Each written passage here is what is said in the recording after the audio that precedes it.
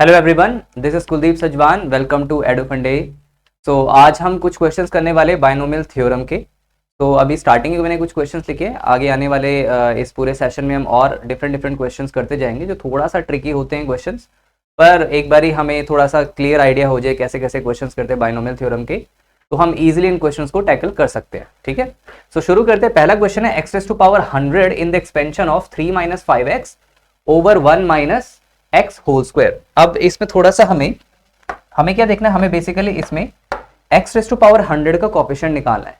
अब अगर x raise to power 100 का कोफिशिएंट निकालना है तो यहाँ पे ऊपर अगर देखें तो यहाँ पे एक्स रेज़ टू पावर 0 और एक्स रेज़ टू पावर 1 है। ठीक है, मतलब मैक्सिमम तो ऊपर न्यूमरेटर देखा जाए तो एक्स की पावर 1 तक जाएगा, पर नीचे जो एक मेरे पास फैक्टर पड़ा हुआ है X minus 1 minus X raise to power 2, अगर इसी चीज को मैं ऐसे लिखूं 3 minus 5x times 1 minus X raise to power -2, तो ये जो पावर है ना -2, अब इसको अगर एक्सपेंड करूं, ये भी एक बाइनोमियल एक्सपेंशन ही है।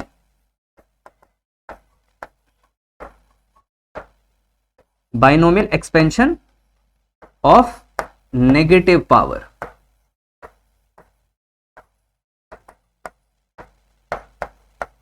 ये भी एक बाइनोमियल एक्सपेंशन होगा बट नेगेटिव पावर के साथ।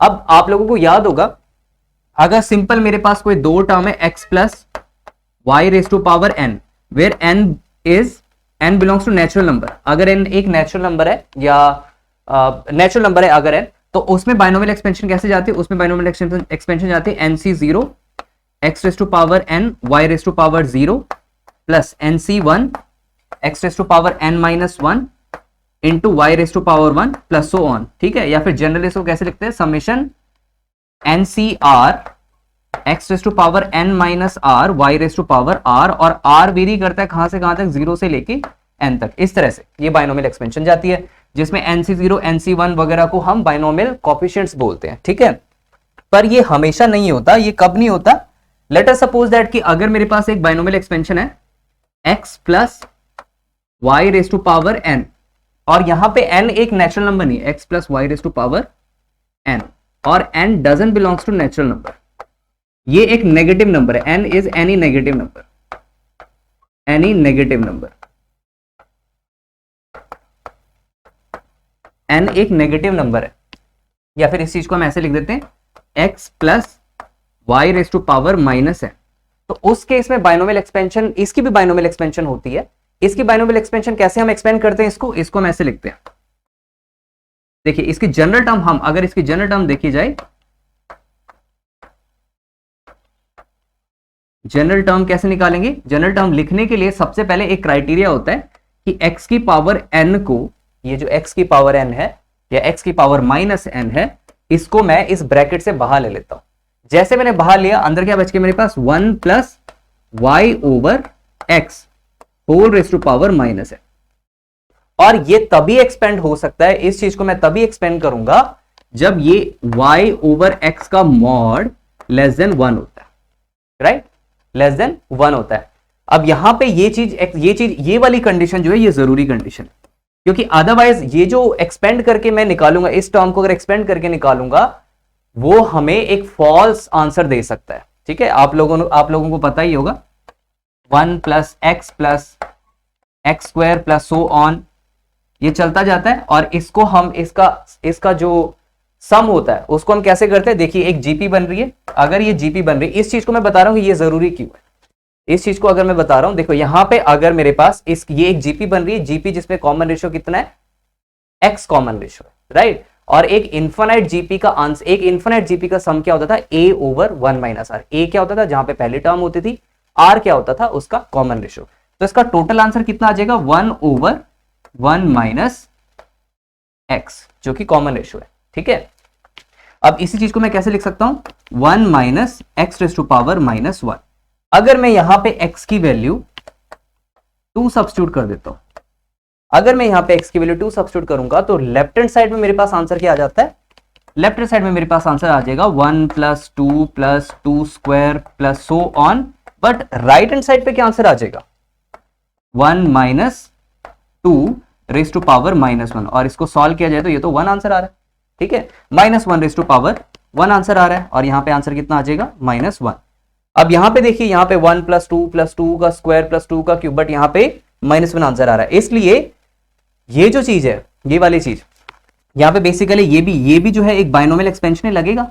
तो बाइनोमियल एक्सपेंशन, ये जो x है ना, यहाँ वाला, ये वाला x, ये वाले x का एक कंडीशन होती है। कौन सी कंडीशन होती है?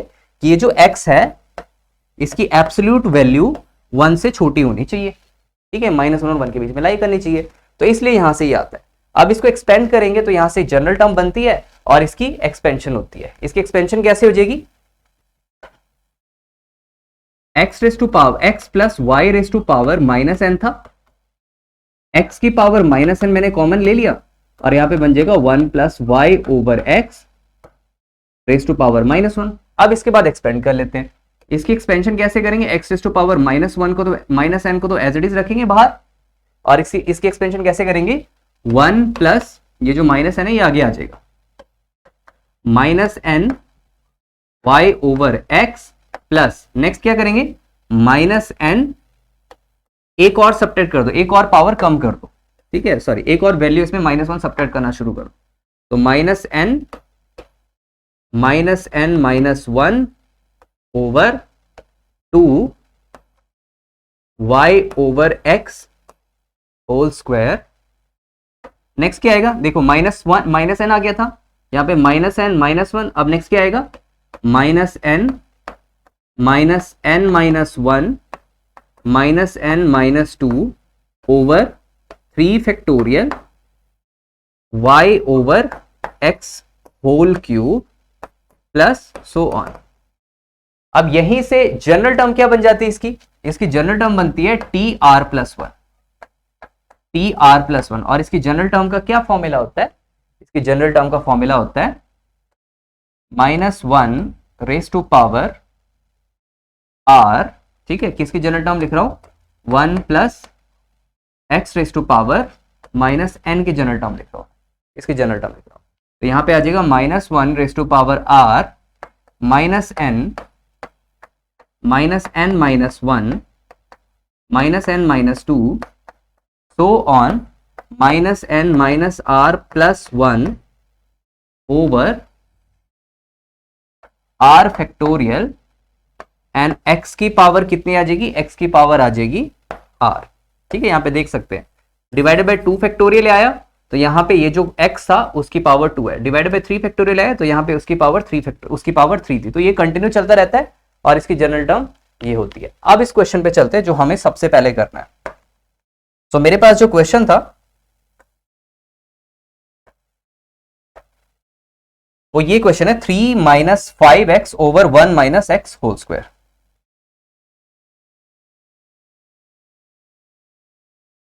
-5x over 1 - x whole square. तो मैंने क्या लिखा? 3 - 5x टाइम्स 1 - x ⁻², ठीक है। अब यहां पे मुझे किसका कोफिशिएंट देखना है? मुझे कोफिशिएंट निकालना है x⁻100 की।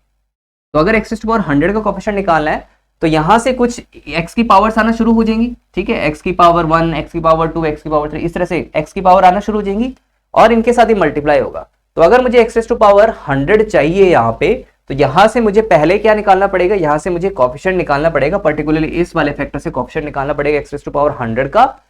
तो वहां से मेरे पास एक आंसर आएगा और फिर साथ में मुझे किसका कोफिशिएंट निकालना पड़ेगा? x⁻99 का, क्योंकि एक x यहां पे ऑलरेडी प्रेजेंट है, ठीक है। तो यहां पे TR+1 निकालते हैं। TR+1 क्या होगा? जैसे मैं अभी बता चुका हूं, यहां पे बन जाएगा -2 -1 -2 तो on -2 -r+1 divided by r factorial, and साथ में क्या आएगा? -x⁻r, ठीक है। अभी मैंने बताया था जनरल टर्म कैसे होती है, जनरल टर्म यही होती है, ठीक है। यहां पे जनरल टर्म है और यहां पे थोड़ा सा एक करेक्शन कर दीजिए, -1⁻r नहीं आएगा, -1⁻r नहीं आएगा, -n -r -n -1 -2 and so on -n -r+1 x⁻r divided by r factorial, ये जनरल टर्म है। तो यहां से जनरल टर्म लिख रहा हूं मैं -2, फिर एक एक कम करते जाओ, -2 -1 -2 so on, -2 -r +1 divided by r factorial and whole, ये यहाँ पे जो फैक्टर है ना, ये वाला जो फैक्टर है, ये क्या फैक्टर है मेरे पास, -x raise to power r। ठीक है, तो यहां से मैं कॉमन ले लेता हूं माइनस, तो -1 रेज़ टू पावर समथिंग है, क्योंकि एक माइनस यहां से कॉमन आएगा, एक माइनस यहां से कॉमन आएगा, एक माइनस यहां से कॉमन आएगा, कुछ ना कुछ करते कॉमन आएगा, तो साथ में क्या बचेगा 2 × 3 × 4 सो ऑन। अच्छा, यहां से मैं अगर माइनस कॉमन ले लूं, यहां से अगर मैं माइनस कॉमन ले लूं तो कितना बचेगा, यहां पे बचेगा 2 + r -1, राइट। तो यहां पे -x raise to power r, अच्छा यहां से भी -1 raise to power r common आ जाएगा और x raise to power r common आ जाएगा, x raise to power r आ जाएगा and divided by r factorial. ठीक है, ओके, यहां से भी -1 -2 -3 ये कितनी बारी कॉमन आएगा, r टाइम्स कॉमन आएगा, सो -1 रेज़ टू पावर r यहां पे भी लिखना पड़ेगा, राइट।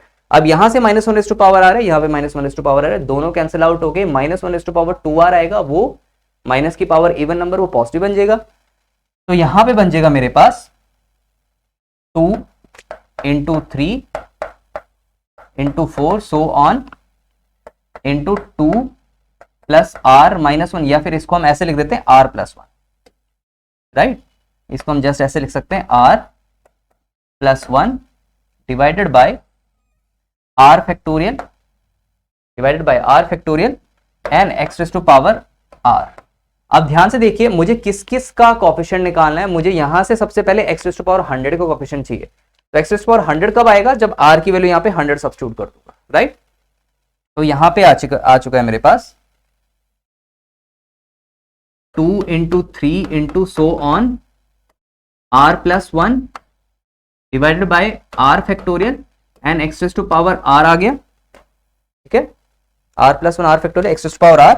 यहां पे r की वैल्यू, ये tr + 1 है, r की वैल्यू अगर मैं 100 सब्स्टिट्यूट कर दूं, अगर जैसे मैंने r की वैल्यू 100 सब्स्टिट्यूट कर दी, तो x रेज़ टू पावर 100 का कोएफिशिएंट आ जाएगा, वो कितना आ जाएगा, वो बन जाएगा, देखिए यहां से r की वैल्यू अगर मैं 100 सब्स्टिट्यूट करूंगा तो यहाँ पे 101 आ जाएगा, और 101 उससे नीचे कम होते होते इंटू 1 कर लो, कोई दिक्कत नहीं है। तो यहाँ पे 101 का फैक्टोरियल आ जाएगा divided by 100 factorial into x raise to power 100, right. और इसको सॉल्व करेंगे तो यहाँ पे आ जाएगा 101 x रेज़ टू पावर 100, ये बन गया x रेज़ टू पावर 100 का कोएफिशिएंट, राइट, 101। अब नेक्स्ट क्या करना है मुझे, x रेज़ टू पावर 99 का भी कोएफिशिएंट चाहिए, क्योंकि यहां से x रेज़ टू पावर 99 आएगा तो वो x से मल्टीप्लाई हो सकता है, तो तब भी जाके 100 भी 100 बन जाएगा। तो यहां से x रेज़ टू पावर 99 का कोएफिशिएंट लेके आ जाते, तो x रेज़ टू पावर 99 कैसे आएगा, जब r की वैल्यू 99 सब्स्टिट्यूट कर देंगे यहाँ पे, तो यहाँ पे आ जाएगा नेक्स्ट 2 3 सो ऑन 99 सब्स्टिट्यूट करेंगे तो यहाँ पे 100 बन जाएगा divided by 99 factorial into x raise to power 99। अब यहां से इसको सॉल्व किया जाए तो यहाँ पे 100 फैक्टोरियल है ऊपर और नीचे 99, तो कितना बन जाएगा 100 times x raise to power 99, right. अब हम फाइनल आंसर निकालते हैं। देखिए फाइनल आंसर कैसे आएगा, यहां से जो x रेज़ टू पावर 100 का कोएफिशिएंट है वो 3 के साथ मल्टीप्लाई होगा, तो 3 into x raise to power 100 का कोएफिशिएंट कितना था, यहां पे देखिए 101 -5 इंटू, अब x ऑलरेडी प्रेजेंट है इसके साथ, और यहां से x रेज़ टू पावर 99 का फैक्टर आएगा, उसके साथ कोएफिशिएंट आएगा, तो x रेज़ टू पावर 99 का कोएफिशिएंट क्या है, यहाँ पे अभी निकाला हमने, x रेज़ टू पावर 99 का 100 कोएफिशिएंट है, तो यहाँ पे हम 100 सब्स्टिट्यूट कर लेते हैं, 100, तो कितना आ जाएगा यहाँ पे 303 -500, 303 -500 कितना आ जाएगा 197, राइट। सो 197 माइनस का ये हमारा फाइनल आंसर होगा। आई होप ये सबको क्लियर है। क्या करना है इसमें मैं फिर से बता देता हूं, यहां पे हमारे पास बायनोमियल थ्योरम लग रही है, जब बायनोमियल की पावर एक नेचुरल नंबर ना होके नेगेटिव नंबर हो या फ्रैक्शन हो, तब ये बायनोमियल थ्योरम हम लगा सकते हैं। उस टाइम जो बायनोमियल थ्योरम लगेगी वो कैसा फॉर्मूला बनता है, ये देखिए, जैसे x + y raise to power n है, तो जो पहला फैक्टर होगा उसको हम कॉमन ले लेंगे, बट पहला फैक्टर जरूरी नहीं कॉमन लेना, हम y भी कॉमन ले सकते थे, कब हमें कोई चीज कॉमन लेनी है, जो दूसरा फैक्टर जो बन रहा है उस पर एक कंडीशन लगनी चाहिए कि ये जो होगा ना, ये वाला y ओवर एक्स, इसका जो मॉड्यूलस है वो 1 से छोटा होगा, तभी ये बाइनोमियल थ्योरम लगती है। ठीक है, और तभी ये मेरे पास एक कुछ आंसर आता है, कुछ कन्वर्जेंट आंसर आता है। अदरवाइज ये जो एक्सपेंशन होती है ये डाइवर्ज करती है। हम यहां से देख चुके हैं, एक मैंने काउंटर एग्जांपल दिया था यहाँ पे, ये भी एक बाइनोमियल थ्योरम है। यहाँ पे 1 ओवर 1 माइनस एक्स, यहाँ पे 1 माइनस एक्स स्क्वायर माइनस 1 थी, इसको भी अगर एक्सपेंड करेंगे ना बाइनोमियल की हेल्प से, वो यही बनने वाला है 1 plus x square plus so on. And x की वैल्यू अगर मैंने 2 सब्स्टिट्यूट कर दी, मॉड, मैं क्या बोल रहा हूँ, ये जो एक्स है इसका मॉड क्या होना चाहिए था, लेस देन 1। ठीक है, लेस देन 1 होना चाहिए था। बट अगर मैं x की वैल्यू 2 सब्स्टिट्यूट कर रहा हूं तो ये डाइवर्ज कर जाएगी। देख सकते हैं आप 1 2 2 स्क्वायर, ये जैसे जैसे मैं काउंटिंग करते जाऊंगा टर्म्स की, वो इन्फिनिटी की तरफ जाएगा। दैट मीन सबका सम डाइवर्ज करेगा। कब कन्वर्ज करेगा, कब एक स्पेसिफिक आंसर आएगा, कब एक फाइनाइट आंसर आएगा, जब मॉड जो है इस x का वो लेस देन 1 होती है। ठीक है, तो इसलिए ये वाली थ्योरम लग रही है। एंड ये वाली थ्योरम कैसे लगाई फिर हमने, देखिए इसमें लगाई हमने ये वाली theorem, binomial theorem with negative power -2। इसको ओपन किया, इसकी जनरल टर्म इस तरह से लिख दी हमने। जनरल टर्म कैसे लिखते हैं, जो भी पावर है minus N -1 -n -2 -n -r plus 1 last में, divided by r factorial. And जो भी यहाँ पे नंबर होता है 1 के साथ दूसरी जो टर्म होती है -x⁻r कर दिया। ये मेरे पास जनरल टर्म आ गई। यहां से x⁻100 निकाला और x⁻99 निकाला, यहाँ पे सब्स्टिट्यूट किया एंड हमारे पास फाइनल आंसर आ गया। तो -197 अपना फाइनल आंसर है। राइट, आगे बढ़ते हैं। इसी के साथ एक और क्वेश्चन था हमारा। एक और क्वेश्चन क्या था, देखिए a⁻12 निकालना था, किसमें, इसके एक्सपेंशन में। a⁻12 कैसे निकालेंगे, 1 प्लस a⁻3 है, इसको ऊपर लेके जाएंगे तो ये बनेगा 1 प्लस a⁻3। एंड फिर मुझे किस किस का कोफिशिएंट चाहिए, सबसे पहले a⁻12 का कोफिशिएंट चाहिए, क्योंकि 4 यहां पे प्रेजेंट है। अब यहां पे a ऑलरेडी प्रेजेंट है तो a⁻11 का कोफिशिएंट चाहिए होगा। a स्क्वायर प्रेजेंट है तो a⁻10 का कोफिशिएंट चाहिए होगा इस वाले फैक्टर से। उन सबको यहां पे सब्स्टिट्यूट करेंगे, सबको कोफिशिएंट निकाल के यहां पे पुट करेंगे एंड आंसर निकालेंगे। चलिए करते हैं इस क्वेश्चन को भी। तो यहां पे क्वेश्चन है a⁻12 निकालना है, किसमें, 4 plus 2a minus a square, 4 plus 2a minus a square and 1 plus a का 1 plus a⁻3। Again negative power आ गई तो बाइनोमियल एक्सपेंशन लगाएंगे। बाइनोमियल एक्सपेंशन कैसे लगाएंगे, इसकी जनरल टर्म लिख देते हैं tr प्लस 1। tr प्लस 1 क्या आ जाएगा, पावर जो है -3, फिर एक सब्ट्रैक्ट करो, -3 -1, फिर अगेन -3 -2, सो ऑन, कहां तक लेके चले जाओ उसे, -3 -r plus 1 divided by r factorial. And जो a के साथ है, ये वाली टर्म है a, तो a⁻r, ये जनरल टर्म बन गई है। जैसे हमने जनरल टर्म बनाई है, हम क्या करेंगे, a⁻12 निकालेंगे सबसे पहले। तो a⁻12 कब निकलेगा, r की वैल्यू 12 सब्स्टिट्यूट करेंगे तो 13th टर्म अपनी a⁻12 होने वाली है यहाँ पे। ओके, अब यहां से भी थोड़ा सा हम इसको सही कर सकते हैं। a⁻12 निकालना में ना, तो a⁻12 निकालने के लिए यहाँ पे r की वैल्यू 12 सब्स्टिट्यूट कर देंगे। तो r की वैल्यू यहाँ पे सबसे पहले 12 सब्स्टिट्यूट करेंगे तो नीचे बनेगा 12 फैक्टोरियल, यहाँ पे बन जाएगा a⁻, हाँ जी कितना, 12। एंड यहाँ पे r की वैल्यू कितना सब्स्टिट्यूट हो जाएगा, यहाँ पे r की वैल्यू 12 सब्स्टिट्यूट होगी। सबसे पहले -1, यहाँ पे -1⁻r कॉमन आ जाएगा, यहाँ पे माइनस, यहाँ पे माइनस, यहाँ पे माइनस, कितनी बारी टर्म है, r बारी टर्म से। ठीक है, r टर्म से यहाँ पे देखिए, r टर्म्स कैसे पता लगा, इसको इस तरह सोचिए, -3 -r -1 लिख सकते हैं इसे हम, माइनस मैंने कॉमन ले लिया, -3 -r -1, तो 3 यहाँ पे है, 3 यहाँ पे, -3, ये देखिए आप, -3 -3 -3, हर जगह -3 है, इवन यहाँ पे पहले टर्म भी -3 है। तो -3 के साथ 1 से शुरू हो रही है, देखिए माइनस को भी इग्नोर मारिए आप एक बारी, माइनस को इग्नोर मारेंगे तो 1 2 और लास्ट कहां तक जा रही है, r -1 तक। तो 1 से लेके r -1 टर्म सी और एक टर्म एक्स्ट्रा वहां पे भी नेगेटिव है, तो टोटल r -1 टर्म ये थी, एक टर्म एक्स्ट्रा ऐड होगी, आर टर्म्स टोटल है जिनके साथ हर एक के साथ नेगेटिव लगा हुआ है साइन, तो -1 आर आ जाएगा, राइट। एंड साथ में क्या बचेगा 3 × 4 × 5 तो ऑन। आर की वैल्यू यहां पे मैं क्या सब्स्टिट्यूट कर रहा हूं, आर की वैल्यू अगर मैं यहां पे 12 सब्स्टिट्यूट करूंगा, माइनस मैंने कॉमन ले चुका हूं, तो माइनस कॉमन लेके मेरे पास क्या बन जाएगा, माइनस कॉमन लेते ही मेरे पास बन जाता है 3 + r - 1 बन जाता है, माइनस माइनस कॉमन लेके, तो यहां पे आ जाएगा r + 2, राइट। तो कहां तक जा रहा है, r की वैल्यू अब यहां पे मैं 12 सब्स्टिट्यूट कर रहा हूं, तो यहां पे r की वैल्यू 12 सब्स्टिट्यूट कर दे कितना बन जाएगा, 12 + 2 14, तो यहां पे 14 तक जाएगा ही, ठीक है। a⁻12 -1 r, r की वैल्यू यहाँ पे भी सब्स्टिट्यूट कर देता हूँ, यहाँ पे भी सब्स्टिट्यूट करके कितना बन जाएगा, r की वैल्यू 12 बन जाएगी, यहाँ पे 12, तो -1/12 पॉजिटिव आंसर आ जाएगा, राइट। अब थोड़ा सा इसको सही ढंग से लिख देते हैं, यहाँ पे मैं इसको इरेज कर लेता हूँ,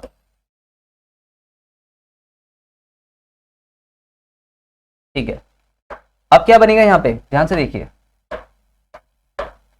-1/12 पॉजिटिव बन गया, तो a13 कितना बन जाएगा, t13 कितना बन जाएगा, 3 4 5 ये सो ऑन, और यहाँ पे 14 तक जा रहा है, तो अगर मैं 2 मल्टीप्लाई कर दूं और 2 डिवाइड कर दूं इस एक्सप्रेशन के साथ, तो क्या बन जाएगा, 14 फैक्टोरियल ऊपर बन जाएगा, तो ऊपर बन जाएगा 14 फैक्टोरियल,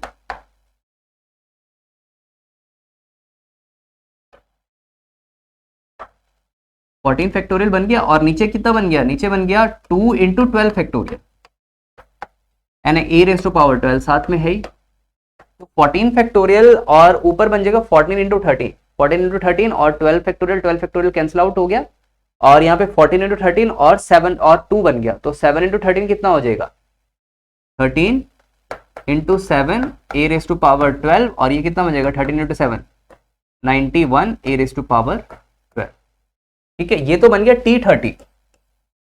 अब t13 के कॉरेस्पॉन्डिंग a⁻12 आया, अब मुझे क्या क्या चाहिए, यहाँ पे a पड़ा है तो a⁻11 भी चाहिए था, a⁻11 कब बनेगा, जब r की वैल्यू में 11 सब्स्टिट्यूट करूंगा, t12 निकालना पड़ेगा, t12 कितना आ जाएगा, t12 कितना आ जाएगा, देखिए r -1/r है यहाँ पे, तो अब -1/पावर कितना सब्स्टिट्यूट कर रहा हूं मैं, r की वैल्यू में 11 सब्स्टिट्यूट कर रहा हूं, तो -1/11 यहाँ पे माइनस आएगा इनटू, अब यहाँ पे कितना बचेगा, यहाँ पे कितना था, ये यहाँ पे था 2 + r था ना, ये लास्ट वाली टर्म 2 + r थी, ठीक है, 2 + r थी, और r की वैल्यू 11 सब्स्टिट्यूट कर रहा हूं, तो r की वैल्यू अगर 11 सब्स्टिट्यूट कर दी तो कितना बन जाएगा 13, ठीक है, यहाँ पे बन जाएगा 11 + 2 13, तो यहाँ पे 14 की जगह 13 फैक्टोरियल आ जाएगा, बट 2 से मुझे अभी भी मल्टीप्लाई करना पड़ेगा, 2 × 13 factorial and divided by 11 factorial, और a⁻11 आ जाएगा यहाँ पे, तो कितना बचेगा 11 फैक्टोरियल कैंसिल आउट हो गया, 13 × 12 बचेगा, ठीक है। अब यहाँ पे एक मैंने करेक्शन कर लेता हूँ, 2 डिवाइड में आएगा, 2 डिवाइड में आएगा, क्योंकि 13 के साथ मैंने यहाँ पे 13 बच गया था, 2 मल्टीप्लाई किया था, 2 डिवाइड किया था, 13 फैक्टोरियल ऊपर लिख दिया था मैंने, 2 डिवाइड में आ गया था, ठीक है। सो 2 डिवाइड में आ गया था, तो यहाँ पे आ जाएगा 13 × 12, और 2 से कट जाएगा तो 13 × 12 13 × 6 आ जाएगा, 13 × 6 कितना हो जाता है 78, बट नेगेटिव साइन के साथ a⁻11, ठीक है। ओके, आगे देखते हैं, तो यहां पे t13 आ गया, t12 आ गया, लास्ट अपना काम है t11 निकालना, ठीक है, तो t11 भी निकाल लेते हैं, तो t11 निकाल लेते हैं, यहाँ पे t11 में कितना आ जाएगा, r की वैल्यू मुझे 10 सब्स्टिट्यूट करनी पड़ेगी, ठीक है, तो r की वैल्यू मुझे 10 सब्स्टिट्यूट करनी पड़ेगी, तो -1/10 वो पॉजिटिव बन जाएगा, तो यहाँ पे -1 आ जाएगा, मल्टीप्लाई यहाँ पे बना था 14, फिर बना था 13, अब यहाँ पे बन जाएगा कितना 12 फैक्टोरियल डिवाइडेड बाय 2 × नीचे कितना बन जाता, नीचे r की वैल्यू 11, r की वैल्यू यहाँ पे मैंने 11 सब्स्टिट्यूट कर दी थी, यहाँ पे 12 सब्स्टिट्यूट कर दी थी, अब यहाँ पे 10 सब्स्टिट्यूट करने की बारी है, तो यहाँ पे 10 फैक्टोरियल, और a⁻ कितना बन जाएगा, a⁻10 ही बनेगा, राइट। अगेन वही कहानी, t11 कितना आ जाएगा 10 फैक्टोरियल 12 फैक्टोरियल कैंसिल आउट हो गया, ऊपर बचेगा 12 × 11 डिवाइडेड बाय 2, कट जाएगा, यहाँ पे 6 आ जाएगा, a⁻10, तो कितना आ जाएगा 66 a⁻10, ठीक है। देख लेते दोबारा से, मुझे चाहिए था यहाँ से ए रेस्ट पावर 12 का कोएफिशिएंट निकालना था मुझे, ए रेस्ट पावर 12 का कोएफिशिएंट। तो सबसे पहले मुझे क्या क्या चाहिए, यहाँ से ए रेस्ट पावर 12 की कोएफिशिएंट चाहिए। तो ए रेस्ट पावर 12 को कोएफिशिएंट करने के लिए मुझे क्या करना पड़ा था, यहाँ पे आर की वैल्यू 12 सब्स्टिट्यूट कर दी थी। आर की वैल्यू 12 सब्स्टिट्यूट कर दी थी तो -1 रेस्ट पावर 12 ए रेस्ट पावर 12 यहाँ पे आ गया, 14 फैक्टोरियल यहाँ पे बन जाएगा, बट 2 के साथ मल्टीप्लाई 2 के साथ डिवाइड करना पड़ेगा। तो 14 factorial divided by 2 into 12 cut जाएगा, 14 इंटू 13 डिवाइडेड बाई 2 मतलब 13 इंटू 7, तो यहाँ पे 91 आ गया। सिमिलरली T12 कैसे निकाला, R की वैल्यू 11 सब्स्टिट्यूट करके, तो यहाँ पे माइनस आ जाएगा, -1 रेस्ट पावर 11 ऑड नंबर है तो यहाँ पे -1 आ जाएगा, एंड यहाँ पे बन जाएगा 14 था तो यहाँ पे 13 बन गया। अब यहाँ पे 13 बना, डिवाइडेड बाई 11 फैक्टोरियल इंटू 2 करना पड़ा, तो 13 इंटू 12 2 से कट जाएगा, तो यहाँ पे 13 इंटू 6 आ जाएगा, तो यहाँ पे 78 आ जाएगा, 78 ए रेस्ट पावर 11, ठीक है, 78 ए रेस्ट पावर 11, ओके। और लास्ट में मेरे पास ये आ गया T11। तो लास्ट में अपना फाइनल आंसर कितना आ जाएगा, फाइनल आंसर आ जाएगा 4 इंटू, इसके साथ किसको मल्टीप्लाई करना पड़ेगा, ए रेस्ट पावर 12 को मल्टीप्लाई करना पड़ेगा 4 के साथ। ए रेस्ट पावर 12 को कोएफिशिएंट कितना है, ए रेस्ट पावर 12 को कोएफिशिएंट है ये 91 plus 2 into a raised to power 11 का क्या कोएफिशिएंट है, यहाँ से ए रेस्ट पावर 11 का कोएफिशिएंट,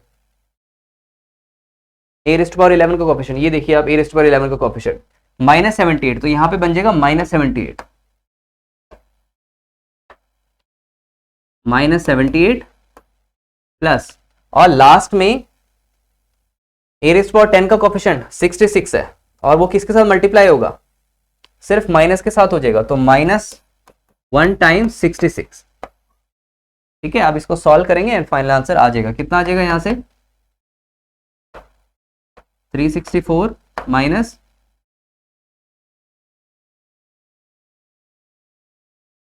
156 माइनस 66, तो कितना आ जाएगा यहाँ पे 364 माइनस 222, ठीक है। तो यहाँ पे फाइनल आंसर कितना आ जाएगा 142 अपना फाइनल आंसर आ जाएगा, ठीक है। ये कोएफिशिएंट आ गया, तो थोड़ा सा लेंदी है, बट एक बार ये सारे समझ में आ गए तो हम फटाफट भी कैलकुलेशन कर सकते हैं। तो इस तरह से ये 2 क्वेश्चन हो गए, आगे और करते हैं।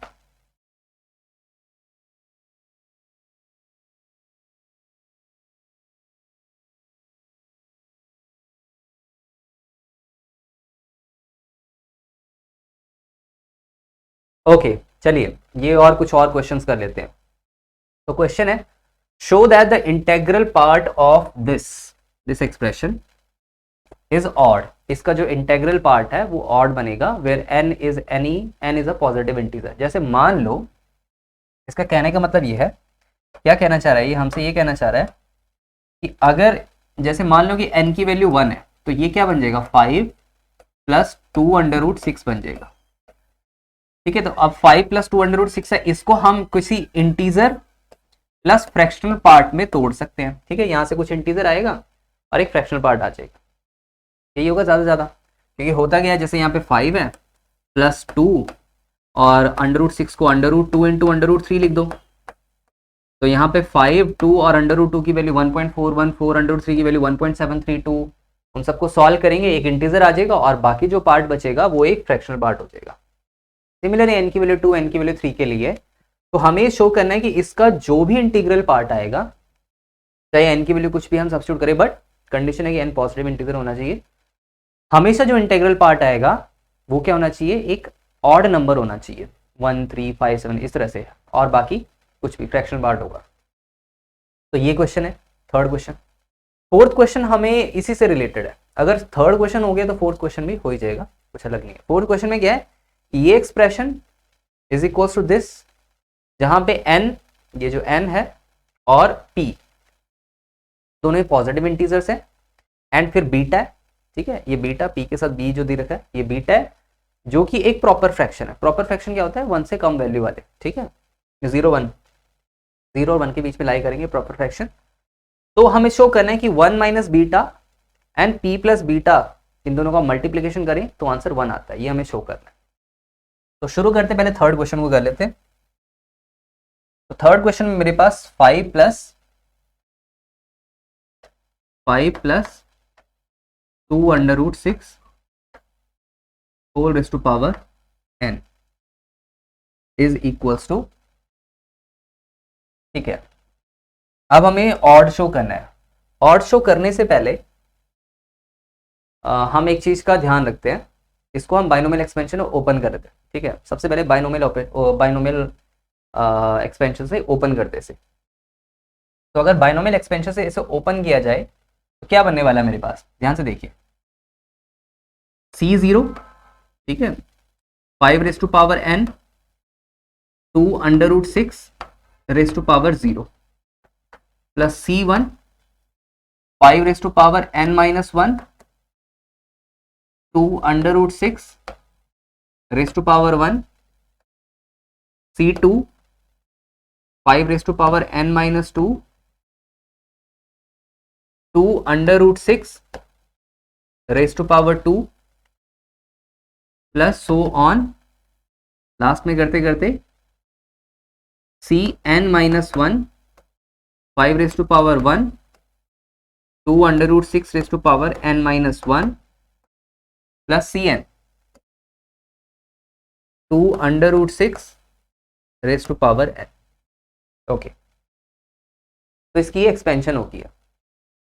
अब इसी की एक्सपेंशन विद पॉजिटिव की जगह नेगेटिव साइन लेते हैं, ठीक है। अब ऐसा क्यों कर रहे हैं अभी पता लग जाएगा। तो यहां पे मैं इसकी एक्सपेंशन ले रहा हूं 5 minus 2√6 whole raise to power n, ठीक है। 5 plus 5 minus 2√6 whole raise to power n। Okay, तो अगर ऐसा कुछ किया हमने तो यहां से क्या बन जाएगा मेरे पास, यहां से बन जाएगा मेरे पास C0 5 raise to power n minus C1 5 raise to power n-1 2√6 plus C2 5 raise to power n-2 2√6 whole square minus C3 5 raise to power n-3 2√6 raise to power 3 and so on, चलता जाएगा। Okay, अब एक काम करते हैं हमें ये show करना है, हमें क्या शो करना है कि ये एक, इसका जो इंटेग्रल पार्ट है वो ऑड नंबर होना चाहिए, ठीक है, ऑड नंबर होना चाहिए। तो यहाँ पे ये जो एक्सपेंशन की है मैंने, ये एक्सपेंशन कैसी आई होगी, ये कुछ इंटीजर आया होगा और प्लस एक फ्रैक्शनल पार्ट आया होगा, इस तरह से ही आया होगा, ठीक है। साथ में अगर हम क्लबिंग करेंगे यहाँ पे n की वैल्यूज कुछ भी होगी तो एक इंटीजर ही आएगा और साथ में कुछ फ्रैक्शनल पार्ट आएगा। जैसे हमने यहाँ पे देखा n की वैल्यू 1 सब्स्टिट्यूट करेंगे तो कुछ इंटीजर प्लस फ्रैक्शनल पार्ट आया होगा, n की वैल्यू अगर 2 भी सब्स्टिट्यूट करेंगे तो फिर कुछ इंटीजर प्लस फ्रैक्शनल पार्ट आया होगा, ठीक है। तो यहाँ पे ये जो पूरी की पूरी एक्सप्रेशन है ये किसके कुल आई होगी, किसी इंटीजर प्लस फ्रैक्शनल पार्ट के, जहाँ पे f की वैल्यू जो है वो 1 से छोटी और 0 से बड़ी होगी, इस तरह से होगी। ओके, सिमिलरली अगर इसको देखिए 5 minus 2/6 whole raise to power n को, इसकी भी एक्सपेंशन हमने कर दी है, ठीक है। अब इसकी एक्सपेंशन करके क्या हुआ, ध्यान से देखिए। मुझे एक बात बताइए, 5 का स्क्वायर माइनस 2/6 का जो स्क्वायर है वो किसके कुल आएगा, 5 का स्क्वायर 24, 2/6 का स्क्वायर 5 का स्क्वायर 25 और 24 1 के कुल आएगा। That means 5 plus 2/6 into 5 minus 2/6, इन दोनों का मल्टीप्लीकेशन किसके कुल आ जाएगा, 1 के कुल आ जाएगा। और यहां से मुझे क्या पता लगा कि 5 minus 2/6 is equal to 1 over 5 plus 2/6। That means 1 से छोटा है क्योंकि डिनोमिनेटर 1 से बड़ा है, मतलब ये वाली एक्सप्रेशन, ये जो अंदर ब्रैकेट के अंदर है ये 1 से छोटी है और उसकी भी पावर करते जा रहे। तो 1 से अगर कोई छोटा नंबर होता है उसकी भी पावर की जाए तो 1 से तो छोटा ही रहेगा। दैट मीन्स ये अपने आप में एक फ्रैक्शनल पार्ट आएगा। ये जो एक्सप्रेशन है जो जब हम सॉल्व करेंगे अपने आप में क्या आने वाला है, ये फ्रैक्शनल पार्ट आने वाला है। लेट्स से ये फ्रैक्शनल पार्ट किसके कुल आ गया, एफ डैश के कुल आ गया, पूरा का पूरा फ्रैक्शनल पार्ट यहाँ पे एफ डैश के कुल आ गया। मतलब जो भी सॉल्व करेंगे हम, कोई एक फ्रैक्शनल पार्ट आएगा उसका नाम मैंने एफ डैश रख दिया। क्लियर है चीज। अब हम क्या करने वाले हैं, अब हमें क्या शो करना था, हमें शो करना था कि भाई इसका जो फ्रैक्शनल पार्ट है, इसका जो इंटीग्रल पार्ट है वो एक ऑड नंबर है, इसका जो इंटीग्रल पार्ट है वो एक ऑड नंबर है। ठीक है, तो हम क्या करते हैं, हम इसमें इन दोनों को ऐड कर लेते हैं, इन सबको ऐड कर लेते हैं। मतलब ये वाली जो एक्सप्रेशन है, ये वाली जो एक्सप्रेशन है इसको मैं फर्स्ट मानता हूं और इसको मैं सेकंड मानता हूं, इन सबको ऐड कर लेता हूं। तो ऐड करके क्या मिलने वाला है, राइट हैंड साइड में देखना, राइट हैंड साइड में इसको मैंने मान लिया आई प्लस एफ और इसको मैंने मान लिया एफ डैश। ठीक है, आई प्लस एफ और एफ डैश। तो राइट हैंड साइड में क्या आने वाला है मेरे पास, आई प्लस एफ डैश, और सॉरी लेफ्ट हैंड साइड में ये आने वाला है, और राइट हैंड साइड में क्या आने वाला है, राइट हैंड साइड में मेरे पास ये फैक्टर कैंसिल आउट हो जाएंगे, C1 वाले C3 वाले जो इवन प्लेसेस पे टर्म्स है वो कैंसिल आउट हो जाएंगे, क्योंकि यहाँ पे पॉजिटिव यहाँ पे नेगेटिव, पॉजिटिव नेगेटिव इस तरह से चलता जाएगा। तो क्या आने वाला है मेरे पास, two times C not plus C not के साथ कुछ ना कुछ आएगा, 2 times C not plus C not, और यहाँ पे आ जाएगा 5 raise to power n plus C1, sorry C1 तो रहेगा नहीं तो C2 आ जाएगा, यहाँ पे आ जाएगा C2 5 raise to power n minus 2 and साथ में 2√6 raise to power 2 plus so on. Clear है चीज? ओके, अब हम एक काम करते हैं, क्या करते हैं, ये है एक इवन नंबर,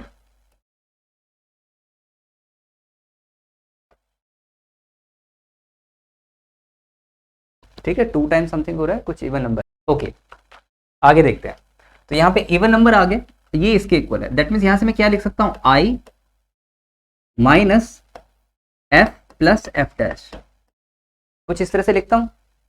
ये एक इवन नंबर है, अगर इवन नंबर से मेरे पास कुछ फ्रैक्शन पार्ट अगर सब्ट्रैक्ट होता तो इंटीजर तो कभी भी नहीं आता। ठीक है, अगर ये दोनों इक्वल है और यहाँ पे अगर इंटीजर है, यहाँ पे अगर इवन नंबर है तो यहाँ पे भी इंटीजर होना जरूरी है।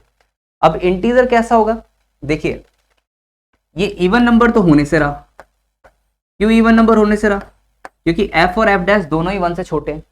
ठीक है, दोनों ही 1 से छोटे हैं, तो ये पक्का क्या होने वाला है, f plus F dash must be equals to 1 होने वाला है। क्यों 1 होने वाला है, क्योंकि यहाँ पे इंटीजर के इक्वल है चीज। दैट मीन्स यहाँ से क्लियरली पता लग गया कि आई क्या आ गया, I is equals to some even number 2m minus 1, that means ये ऑड नंबर होगा, ऑड इंटीजर होगा। ठीक है, 2n माइनस इवन से एक सब्ट्रैक्ट कर दो या एक ऐड कर दो, ऑड आने वाला है। यहां से मुझे पता लग गया कि i जो है, जो कि एक इंटीजर है, वो एक ऑड नंबर है, और यही हमें शो करना था कि i is any odd integer. एक बात यहाँ पे ध्यान रखने वाली है, f प्लस एफ डैश जो भी फ्रैक्शन पार्ट है, जो पहले पार्ट में और जो सेकंड पार्ट में फ्रैक्शन पार्ट आएगा, उन दोनों का सम 1 के इक्वल होना जरूरी है, तभी i के इक्वल आने वाला है। तो यहाँ से क्लियरली शो हो गया कि i is an odd integer. तो यहां से ये शो करना था कि show that i the integral part is odd, वो हो गया। अब सेकंड क्वेश्चन में चलते हैं, जो फोर्थ क्वेश्चन है। फोर्थ क्वेश्चन में यही वाले सेम एक्सप्रेशन, कुछ इस तरह से मिलती जुलती एक्सप्रेशन है, p प्लस बीटा के इक्वल है, और यहाँ पे n और p को पॉजिटिव इंटीजर बोला है और बीटा को प्रॉपर फ्रैक्शन बोला है। तो मुझे ये शो करना है 1 plus b and p minus 1 minus beta and p plus beta is equal to 1। तो क्या कर सकते हैं हम, देखिए जरा ध्यान से देखिए। मैं काम करता हूं, सबसे पहले मुझे पता है कि 7 का स्क्वायर माइनस 4√3 का स्क्वायर, ये किसके इक्वल होता है, ये 1 के इक्वल होता है। 7 का स्क्वायर 49 एंड यहाँ पे 16 इंटू 3 48। ठीक है, तो 49 माइनस 48 1 के इक्वल आ जाएगा। इसी चीज की हेल्प से मैं क्या करने वाला हूँ, इसको मैं ऐसे लिख देता हूँ 7 प्लस 4√3। ठीक है, ध्यान से देखिए कैसे मैंने किया, 7 प्लस 4√3 एंड 7 माइनस 4√3, इस तरह से लिख दिया, और ये 1 के इक्वल है। अब ऐसा क्यों किया, क्योंकि यहाँ पे देखिए जो मुझे चाहिए ना वो इसी तरह के का, इसीलिए मैं ये कर रहा हूँ, ये वाला स्टेप। अब उसके नेक्स्ट स्टेप क्या होना चाहिए, 1 प्लस बीटा कब बनेगा, जब इसकी पावर n हो, दैट मीन्स थ्रू आउट में n से मल्टीप्लाई कर देता हूं। तो यहाँ पे क्या बन जाएगा, 7 plus 4√3 whole raise to power n, 7 minus 4√3 whole raise to power n is equals to 1। Right, 1 की पावर n करें तो 1 ही आने वाला है। ये क्या बन गया 7 + 4√3 रेज टू पावर n, ये हमारे पास गिवन है p + बीटा, तो यहाँ पे सब्स्टिट्यूट करेंगे, यहाँ पे सब्स्टिट्यूट करेंगे तो ये बन जाएगा p + बीटा, साथ में ये बच गया। अब अभी मैंने बताया था यहां से अगर मैं इसको एक्सपेंड करूंगा तो इसको लिख सकता हूं i + f, जैसे मैंने इस वाले क्वेश्चन में लिखा था i + f, क्योंकि सेम एक्सप्रेशन है, कुछ इंटीग्रल पार्ट आएगा कुछ फ्रैक्शनल पार्ट आएगा, एंड विद नेगेटिव साइन यहाँ पे जस्ट फ्रैक्शनल पार्ट आएगा। यहाँ पे क्लियरली देख सकते हैं कि 7 - 4√3 वो 1 से छोटा है वैसे भी, ठीक है, इसको अपॉन में ले जाएंगे, 1 से छोटा है, उसकी पावर n करेंगे तो वो अपने आप ही 1 से छोटा होता जाएगा, तो 1 से छोटा ही है ये, तो एक फ्रैक्शनल पार्ट है। एंड कंडीशन के एंड इसमें कंडीशन निकली, जैसे फर्स्ट क्वेश्चन में कंडीशन निकली थी, सेकंड क्वेश्चन में भी कंडीशन निकलती है कि यहां से जो फ्रैक्शनल पार्ट आता है और यहां से जो फ्रैक्शनल पार्ट आता है वो हमेशा ऑड इंटीजर बनता है। क्लियरली, क्योंकि वही चीज है ना कि जब हम इन दोनों को ऐड करेंगे, दिस की पावर n + दिस की पावर n, ये एक इवन नंबर बनेगा, और मुझे पता है कि इंटीग्रल पार्ट यहाँ पे i इंटीजर आ रखा है, तो वहां पे उस साइड इवन नंबर बन जाएगा, क्योंकि 2 × c0 + c2 + c4 बनता जाएगा, वो इवन नंबर, तो इसको f + f' को एक इंटीजर होना, एक 1 के इक्वल होना जरूरी है, तभी वो इंटीजर आएगा। तो यहां से जो फ्रैक्शनल पार्ट आता है, यहां से जो फ्रैक्शनल पार्ट आता है, उन दोनों का समेशन क्या होता है, 1 के इक्वल आता है, ठीक है। That means let us suppose that कि इसका जो फ्रैक्शनल पार्ट होता है वो f' होता, और इसका फ्रैक्शनल पार्ट तो हमारे पास बीटा गिवन ही है, बीटा बीइंग प्रॉपर फ्रैक्शन, क्योंकि दिस + दिस इंटीजर + बीटा के इक्वल लिखा है, तो यहां से मैं ये लिख सकता हूं कि f' + बीटा = 1, ठीक है, f' + बीटा = 1, ठीक है, यहां से क्या आ जाएगा, f' + बीटा = 1, और यहां से f' की जगह जो भी आंसर आएगा वो फ्रैक्शनल पार्ट नहीं आएगा इसका आंसर, क्योंकि 7 - 4√3 1 से अपने आप छोटा है, उसकी पावर n करेंगे तो एक प्रॉपर फ्रैक्शन आएगा, और वो प्रॉपर फ्रैक्शन प्लस इसका फ्रैक्शन हमेशा 1 के इक्वल आता है, तो यहां से मैं क्या लिख सकता हूं, 1 - इसका फ्रैक्शन क्या था, बीटा = 1, ये प्रूव हो गया, यही प्रूव करना था, 1 - beta × p + beta = 1, hence prove. तो आई होप ये वाले क्वेश्चन समझ में आ गए होंगे आपको। आगे आने वाली क्लास में और क्वेश्चन हम बायनोमियल के देखेंगे। Thank you so much.